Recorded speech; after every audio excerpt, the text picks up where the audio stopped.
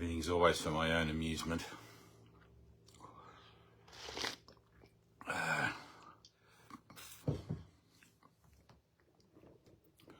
Might just bring this a bit closer. Well,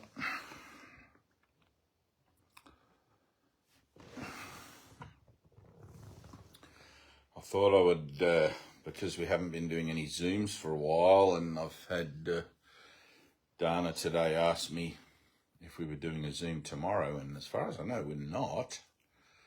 I haven't heard anything from Tyna. As far as I know, she's still at her parents', just chilling out in that vibe, which is perfect.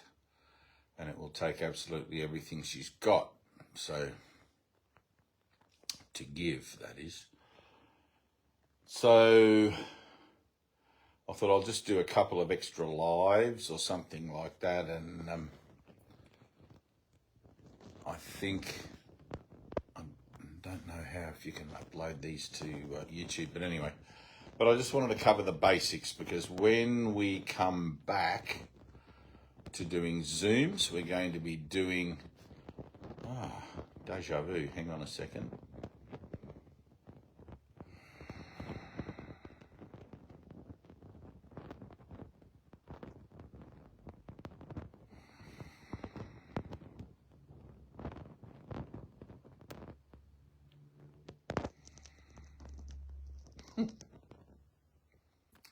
It's funny, people often tell me that they get deja vus and things like that, and deja vu is a moment where you're actually glimpsing the script, glimpsing your storyline.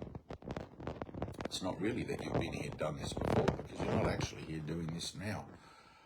But the idea of the dream follows along very specific lines, and there is a limit set to how far astray from those lines you can go, and how much pain you can endure, and which is pretty monumental if you're anyone who's really seen the world for what it is. But deja vu is where you glimpse the storyline, your own storyline. You'll be like, aha, this is that bit. And I love I can't remember the name of the character in Men in Black 3, I think, or 2, where they find the time traveler who travels along various timelines, and he goes, this is the ending of whatever it is. If that person does this, then this is that story. And if that person does this, this is how that story goes, etc. And I don't know how much of all of that is involved, but I do know that when you have a deja vu, you are actually catching a glimpse of your storyline, the story that you wrote for yourself, let's say, as an idea of perhaps an itinerary. A holiday itinerary is a good idea. Well, that's a holiday in hell for most people until you discover salvation. So I wanted to cover the basics, because when we come back to do the Zooms, we're going to be working again with the 20-minute book, which is the reviews of the first 50 lessons of A Course in Miracles. We'll have a couple of Zooms where we do round robins of those, and anyone who's been involved in a round robin of the 20-minute book will know that it is an incredible tool for activating yourself. It is an incredible tool, especially in a group setting, because it brings everybody to the same page. It doesn't matter whether you grasp or don't grasp what it is you're reading specifically, but the fact that you're involved in something that is directing your mind consciously to a certain perspective, everybody generally sort of shuffles towards that perspective, and it helps to bring the group into an alignment, into an energetic alignment, into a vibratory alignment, where under the nature of where two or more are gathered in my name, stuff happens, like really cool stuff happens. So we're going to be doing that. We're going to be using the new little booklets. If you don't have one, you can just read from the reviews of the first 50 lessons in the course. So if you've got a copy of A Course in Miracles, you open to about the middle of the book, you'll find the workbook lessons there from 1 to 365. And after the 50th lesson, you'll find the reviews of those first 50 lessons. That's what we'll be reading together. And I always advocate for people, if you're doing anything within a group setting to do with A Course in Miracles, a workshop or a seminar or anything, kick it off with a round-robin reading of that first 50. And it puts everybody on the same page within about 45 minutes. And I don't know why we call it the 20-minute book. It always takes a lot longer than that. But maybe it's because at some point somebody collapsed some time and did the first lesson and the last lesson and realised that everything else in between was exactly the same, offering salvation.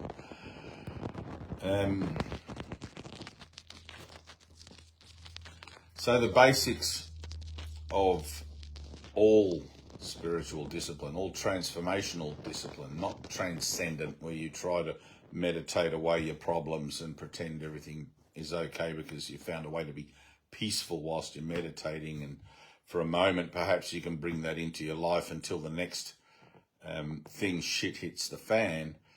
But transformation, where you realise the cycles of the nature of your experience, the cycles of the nature of your life, your relationships that go round and round again in different forms and shapes and different people and situations perhaps, but always with the same emotional responses from you, and always in the same sort of perspective where you're looking at your life thinking, why does this keep happening to me? And everybody has those sorts of situations. And I don't know about the rest of the world, but here in Australia we have a saying which is same shit, different day. So once you begin to notice that your days are all the same, really, I mean, the funny thing is people take holidays, right, spend vast amounts of money to go to other countries to escape the chaos of their own thinking, to escape the mundanity of their own thinking, which plays out in these cycles. Right? If you didn't have the cycles, if you had a way to break those cycles, and even subconsciously, like the realization that those cycles are occurring, if you had a way to deal with it, you wouldn't need to go on a holiday. It's like, personally, I don't feel the need to go anywhere or do anything. And wherever you sit me on the planet, I'm quite happy to sit there for the next 50 years or however long this vessel has left. But with no need to go anywhere or do anything unless asked. And at one point that would have been intolerable. At one point I couldn't sit still. I couldn't be still in my consciousness because it was unbearable. That silence was horrifically loud, if you make sense of that. The quiet was overbearing. But so we look at these things. So it's like there's two precepts to all spirituality, transformative spirituality. One is that time is not sequential; everything's happening right now. And the other one is that there is nothing outside of my own mind, which is I take my mind with me wherever I go. So even if I spent 50 grand on a round the world trip, I'm still taking this bucket of bolts that tells me where things are and what things are for and everything with me. And that's the thing that I'm trying to escape, although I would tell myself until I'm blue in the face that it's these people, situations and events out here I'm trying to escape, and if only those people would behave differently I'd be happy, all that sort of thing. So those two precepts, here and now, right? And the idea of keeping my finger on my nose, which is the action of taking total responsibility for the dream that I'm dreaming, for the experience that I'm having, no matter who seems to be doing what to me, around me, for me, through me, in me. It doesn't matter. There's nothing separate. I keep my finger on my nose 100% and take responsibility. I'm responsible for the world I see. I choose the feelings I experience, and everything that happens to me I ask for and receive as I have asked. And I'm pretty sure I got that right. Out of A Course in Miracles. It's like each of us, and if I look at it as each of us rather than I, but each of us is manifesting our own reality. We're manifesting those that are nice to us, and we are also manifesting those that might be abusive to us, no matter how serious that comes, still it's the truth. Even to the point of death, even to the point of the end of the body, we're manifesting everything. So you kind of realise, well, everything does end up at the final point of laying down the body anyway. So let me look at it from a new viewpoint, because what does it matter anyway? What have I got to lose? There are no answers into the cycles of my seemingly perpetual experience and the cacophony of noise that goes on in my head, telling me what things are and where things should be the night before, put there by their parents at about 8 o'clock, those little things, Monty Python. Only just the night before. And you kind of realise it's like, well, shit, if there is a structure to my life and it's not just a seemingly random series of events and situations and me adjusting to my inner silence, my inner emptiness, then maybe I should pay attention. And so there's the finger on the nose, right? There's another principle that says, don't judge the form, apply the principle. Right? So rather than judging what I think I see going on out there, apply the principle of taking responsibility, put my finger back on my nose, because I wouldn't react to anything unless I actually thought I was in a world that had some kind of reality, but a world apart from God where I seem to be separate from God. Is there a God? What the hell is even God? Can't possibly exist if God is everything. It's a basic light bulb moment. If God is everything, I can't be separate from God. I can only think that I can be and get the results of my thinking, because I'm using the power of God mind to manifest an experience separated from the whole. Right? If God is love, which all scriptures say God is love, and when I entered the Godhead and came out of the Godhead again, the experience of love was monumental. It was indescribable. It was just too much. Not too much, but too much to talk about, that's for sure. Too much to try and control, too much to put into a pigeonhole. It was just unconditional. It was just everything. And so I'm looking at my life then based on my ideas versus ideas that have a spiritual bearing, and I realised that the places that upset me and the situations and the people that upset me in my life that come around again and again in my cycles are places of emptiness, are places where I'm trying to fill in for God, trying to fill in for love. And so I manifest these things where I'm trying to fill in these situations and reinforcing an identity that has nothing better on its agenda than playing the game of denial, playing the game of untruth, playing the game of telling a lie, the original sin, error, whatever you want to call it, over and over and over in 10,000 different forms, in 10,000 different ways. So the idea then of don't judge the form, apply the principle, is a perpetual spiritual teaching that is applied to absolutely everyone and everything. That doesn't mean, of course, that I haven't already judged everyone and everything, and in fact I have. But because time seems to march on and I find myself here, let's say tomorrow, I think it's possible to start with a clean slate and do tomorrow without today's judgments impressed upon it. But that's just genuinely not true. It's like I take my mind with me wherever I go. And apart from the fact that I might run into the same people, situations and events tomorrow that I did today, even new things or things that seem to be new that come along are still going to be tarnished with the same brush of the mind that attributes judgment to everyone and everything in order to continue to maintain its own personal senses of individual identity. And I was having a little thing with somebody from the Zoom the other day, with Noodle from the Zoom, and she made a very good point about the LGB movement and how that might bring up a lot of stuff.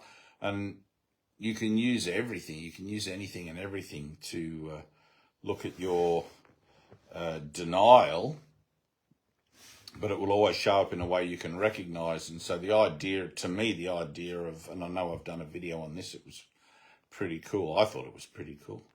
Everyone else might have thought it was rubbish, but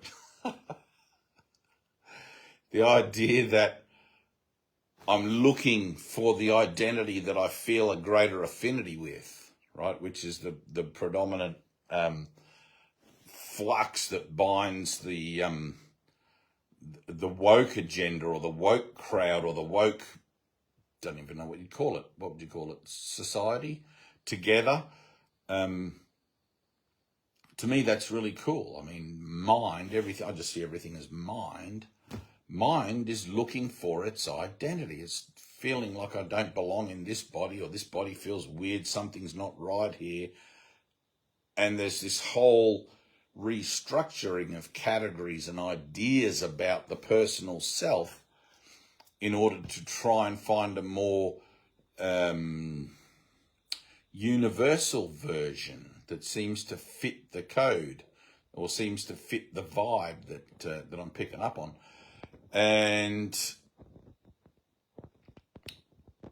if you were to look at the idea of reincarnation, right, salvation has been around for about 2,000 years.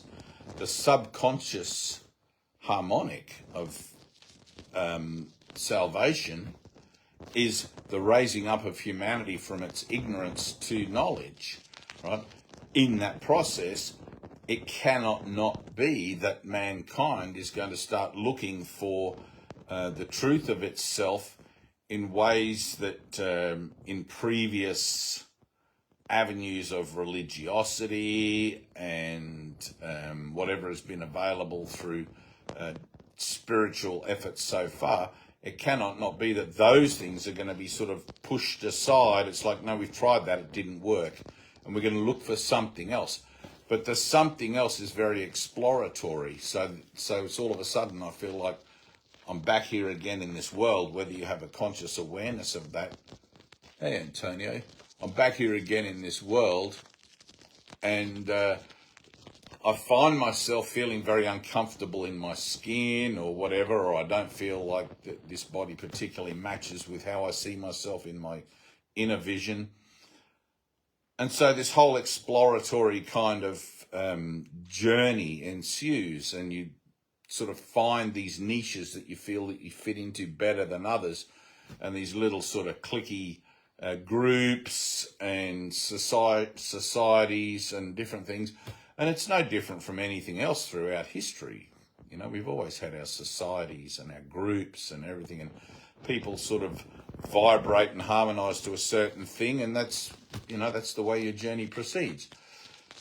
From my perspective, in the idea of call no man master, there's nothing on the earth. There is no identity. There is no prefix, no pronoun, no nothing that you can apply to your personal sense of identity that is actually going to do you justice, because you are a divine being of a celestial nature.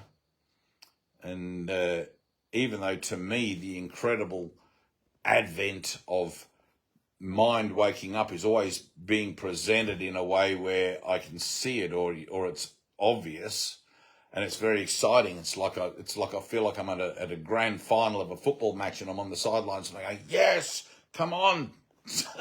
And you're always looking for that one person that's going to lead the whole thing and bring it to some actual useful conclusion or useful premise.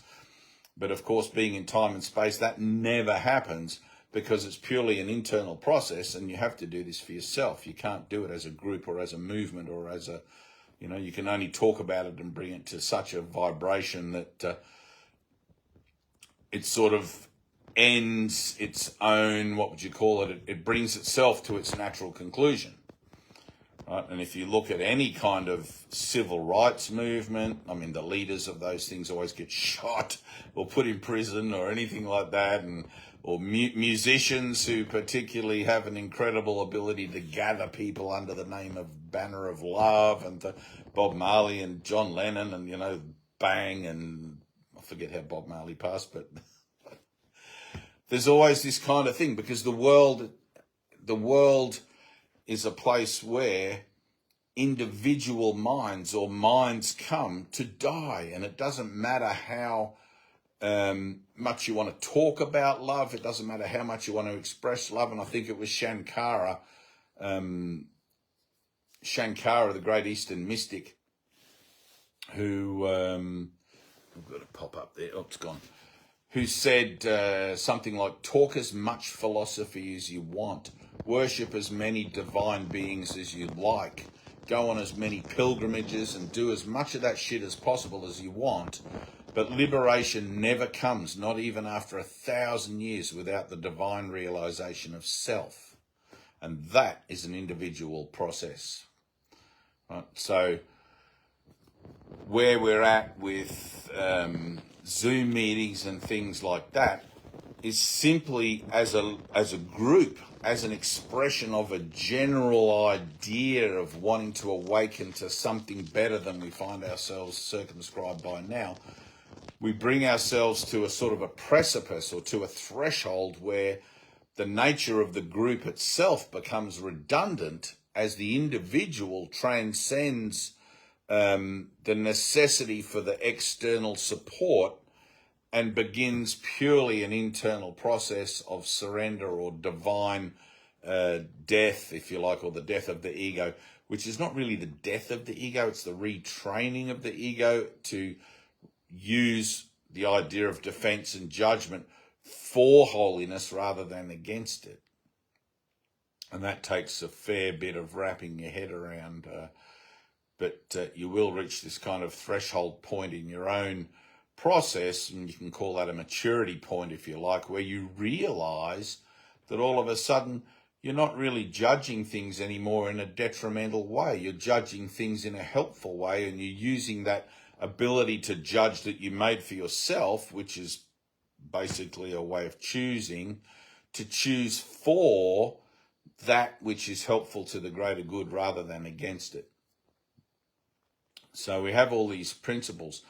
There's also the devotional sort of side of things as well, which basically it's a disciplinary side, and it's, hey Vinka, a disciplinary side and a determination, and there needs to be some courage and some willingness and all of these sorts of things. Honesty. And if you go through the teacher's manual of A Course in Miracles, hey Jenna, if you go through the teacher's manual of A Course in Miracles, you'll find all those attributes of the teacher of A Course in Miracles. What are they? I think honesty is the first one. And from my own experience of trying to be dishonest, and it's funny because you'll tell yourself that you're not trying to be dishonest. You'll tell yourself that you're being as honest as you possibly can be. But under the premise that every word that proceeds from the mouth of man is a lie, my greatest point of honesty then comes from admitting that even though I would like to believe that I'm being honest about something, I'm probably lying, right? So the idea of time and space, or the individual cup of participation of time and space, has so much liquid in the cup that water is never pure water. It's always stained by the original sin, or it's always muddied by the original error, or whatever you want to call it. It's not really, I don't like the word sin like Jesus says, let's call it error, because sin has these horrific connotations that man made for himself to try and, use as a control mechanism to control others. But if you look at it as an error, it's always dirty, right? So that has to be purified, which is what the purification process is. And that purification, right up until the point of illumination, right up until the point of your realization, is always approached from the point of view of being the liar. There's never a time, I've never had a time, and I've never known in my conversations with others where there's been a time of being needful of prayer where it hasn't been, because of some kind of lie or some kind of deception that I've wrought in my own mind, even under the auspices of what I think it is to be good or to be just or to be noble or to be, So we have all of this playing out of the original error going on, which is why no good deed goes unpunished. It's never really a true good deed. There's always this lacing of deceit in it, and you can't avoid it. You may not be aware of it, but it's there. It's the undercurrent. It's what keeps the ability to maintain the physical vessel, which in its last stages of the spiritual evolutionary process is only ever useful for the carrying of the divine message and the practice of the principles that the message embodies. Other than that, it has no use at all. So when we go back to doing our Zoom meetings, we're going to be really pushing that limit. The Zoom meetings, I have come to discover, are an incredible tool for activating minds. I mean, you can read that book, you can read the Course or the Bible or the Bhagavad Gita or whatever again and again and again and be a great student. But at a certain point, you want to get beyond being a student. You want to see that it's actually active in you. And it's not until you are willing to step into a circle, it's not until you are willing to play your part and accept atonement, put your finger on your nose and accept atonement for yourself in a way where you're declaring yourself. Right now, in the Bible, Jesus would put that as... I can't remember now. It's in the book of Matthew, or it might be John, where if you do not declare me on earth, I will not declare you in heaven, or something. It's something along that line. I'm sure if Tyna was here, she'd have it exactly. But and in the declaration of yourself, as you declare yourself to be the Christ, to be, and if you want to call it the emerging Christ or the Christ being born, that's fine, whatever it is.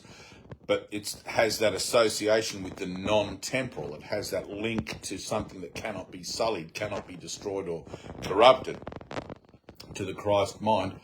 As you begin to actively declare that, right, with witnesses to your declaration, something else happens, and it's powerful.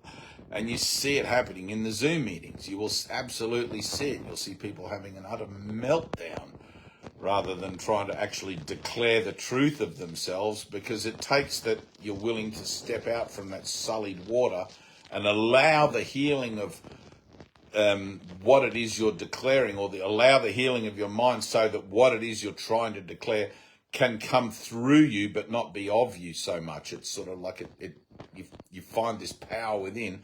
And I've had people trying to make a declaration of themselves in some of the workshops we've done, and they'll bawl tears and they'll fall on the ground, they'll have tantrums, they'll run out of the room, they'll start coughing and choking, anything other than declare their perfection. You might think it's a simple thing, right? But to declare your perfection is to declare your freedom as well. And there is nothing more scary to somebody than when you tell them that they're free to get the results of their own thinking, they're completely free to do whatever they want. That's scary. Try it. The next time you think that you're bound by anything, remind yourself that you're free. God created you free, and you can do whatever you want in this world. You will get the results of your own thinking, but it doesn't mean, and you in doing that, you don't really want to allow yourself to be limited by your fears, but it's going to bring your fears up in the limitation of how it is that you express that for yourself. I'm free, It's like in the story of Krishna and Arjuna, where Krishna's counseling Arjuna about the war, and Arjuna's about to go to war and kill people, and there's Krishna, quite the divine being, as his counsel. It's like you would think that going to war would be anything but some sort of a spiritual participation. And yet there's Krishna counseling him that it doesn't make any difference whether he goes to war or not. It's still all spiritual. It's still all truth. It's still all his own teaching, learning situation, and he'll get the results of it one way or the other, whether he goes to war or doesn't go to war.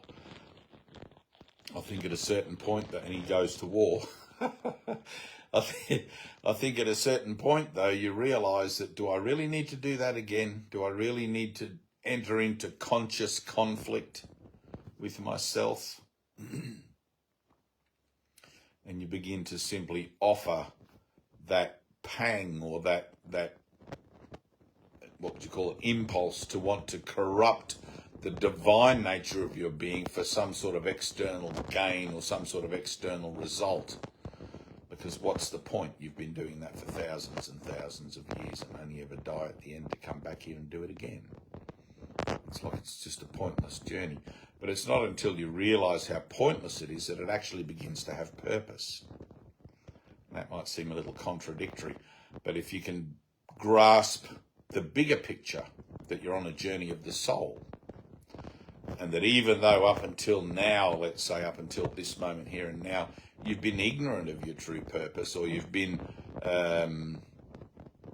remiss in applying the principle rather than judging the form, it's never too late to start again. It's never too late to say, all right, right here, right now, I choose love. I don't know what that is, because my version of love is completely corrupt. It's special. It's love for this person, not for that person, etc., etc. But I choose for love, divine love, and I'm not going to fill in the next moment with what I think that might look like, but rather I'm going to step back and I'm going to allow the Holy Spirit, or the Spirit of wholeness, to flow into me or flow through me as a divine presence to show me the nature of love in the lesson that's being presented to me right here and now. And quite often it won't look like what you think at all. Quite often it looks like completely something else, and you'll probably want to stamp your foot and wave your fist and declare that can't be love, that's not love. But yes, it is. That person, that situation, and that event is unfolding perfectly for you to help you realise the nature of the ideas that are binding you, the ideas that are keeping you limited to the small idea of what you think freedom is, rather than allowing you to realise and experience total freedom of the mind. Like that. Total freedom of the mind is something, I think Freud said it, most people are terrified of it. Sigmund Freud was pretty switched on as well. Most people are terrified of freedom because it implies complete responsibility. Unless you're willing to take complete responsibility for the manifestations of your world and to own the characters, the storylines, the effects, everything, own the world, unless you're willing to own it, to take responsibility for the totality of it, you can't find your freedom in it, because you're always separating yourself out. There's me doing this and that person doing something else. It's like, no, there's me and the figures in my dreams playing the part that I've asked them to play, and they do that because they love me unconditionally, even the ones that want to destroy my body. This is my story of denial, my story of death. How grateful am I then for my divine brothers who've come into this journey with me to play the parts, so that my story of death is authentic and seems as authentic as it can be.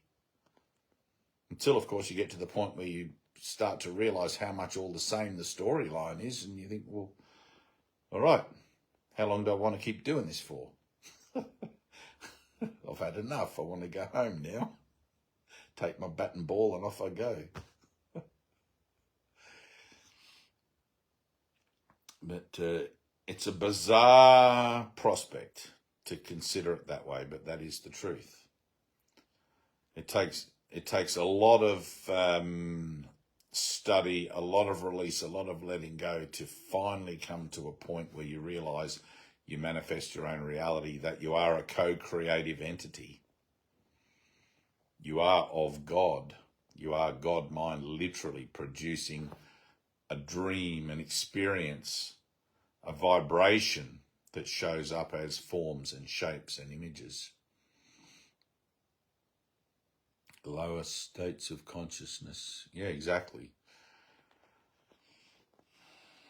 Dense light, dark light, whatever you want to call it. But learning to take total responsibility, keeping the finger here rather than doing that. That's when things change. That's when things stay the same. If you're sick of things staying the same, going around and around in circles, bring that finger back and put it here instead of pointing it at that person or that situation and trying to work out the motivation for why someone did something to me.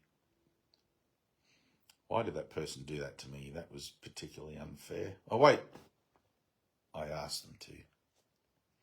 Now, in the willingness to accept perhaps that you might have asked them to, even though that may not be your experience yet, you can step back in a meditative posture and ask within yourself, show me the catalyst for this. Show me the author of this. Show me my responsibility in this. And you will be shown to the determination and to the integrity and the honesty that you can muster to want to be shown. It may come as a shock to the system. You may not be ready to be shown just because I tell you. But doesn't mean it's not true.